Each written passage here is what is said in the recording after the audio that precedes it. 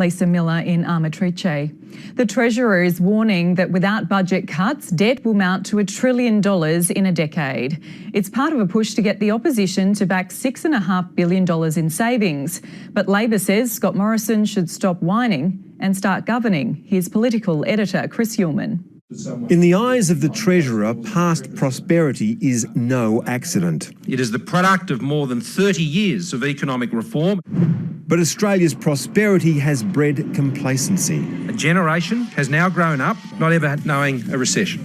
There are lifters and leaners. There is a new divide, the taxed and the tax-nots. And so the cost of government services has spiralled. We must arrest the growth in our public debt before it is too late. The numbers sound scary. Our debt now stands at around $430 billion, with interest payments at $16 billion this year. And if the Senate knocks back all government spending cuts, Armageddon awaits. That will see our gross debt exceed $1 trillion in a decade. Scott Morrison wants to ramp up the pressure on the opposition as the 45th Parliament prepares to convene. We are asking Labor to vote for measures that they have already said and indicated they support. But Bill Shorten doesn't look like a man under pressure. I see we've got a Treasurer who's manifestly incapable of fixing the problems. He has some plans of his own. Which I outlined yesterday, $80 billion in improvements to the bottom line. And he knows that when Parliament starts next week, the pressure to perform will all be on a government with a one-seat majority. Australians don't want a whinger as Treasurer.